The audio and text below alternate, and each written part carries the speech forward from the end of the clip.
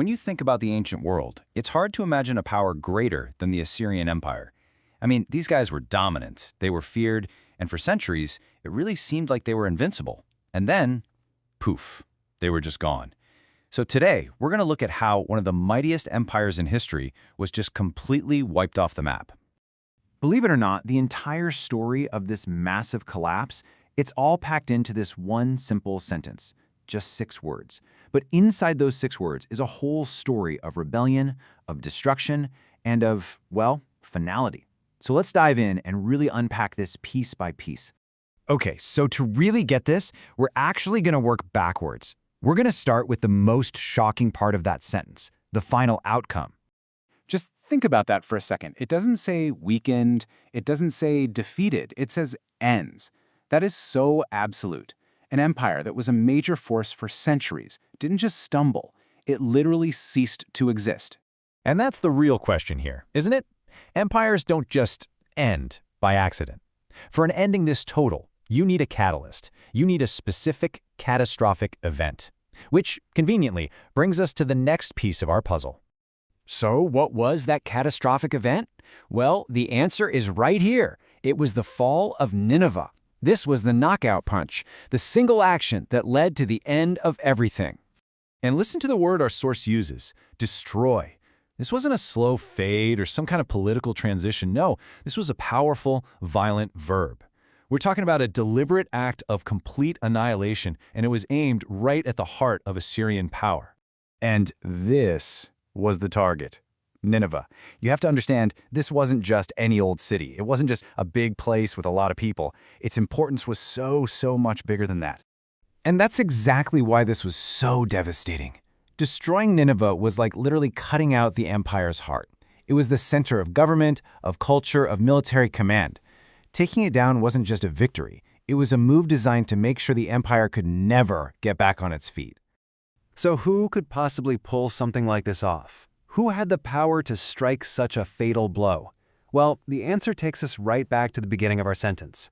You see, it wasn't just a single enemy. The fall of Assyria was the result of a kind of perfect storm. You had all this pressure building up from the inside and from the outside, all at the same time.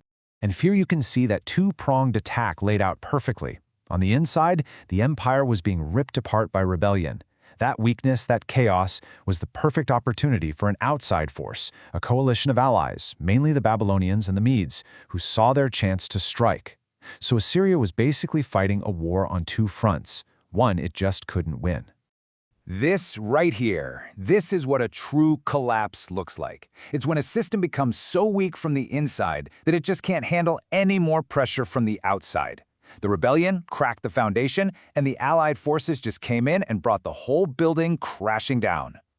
For every huge event in history, there is always that one moment, right? That point of no return. And for the fall of Assyria, that moment is incredibly specific. 612 BC. That's it. That's the year it all went down. The year the rebellion hit its peak, the year the allies came together, the year Nineveh was destroyed, and the year the empire ended. It is the absolute, definitive turning point. This timeline really shows you the finality of that moment, doesn't it? Before this one year, Assyria is a world power. After this year, it's a memory. 612 BC is literally the hinge on which history turned for an entire civilization. Okay, so let's put all of these pieces back together. We've taken the sentence apart, and now we can see the full, tragic picture of exactly how everything happened. So here it is, the anatomy of a collapse.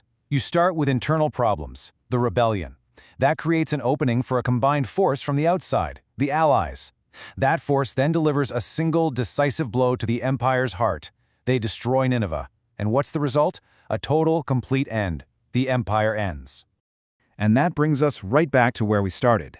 This whole sequence of events, this entire blueprint for how an empire can fall apart, it was all right there in those first 6 words. Allies destroy Nineveh. Empire ends. The fall of Assyria is just this timeless lesson, you know? It's about how power comes and goes, about the dangers of thinking you're invincible, and about how shockingly fragile even the mightiest empires can be. And it forces us to ask a question that really echoes through history. What's left when an empire turns to ash?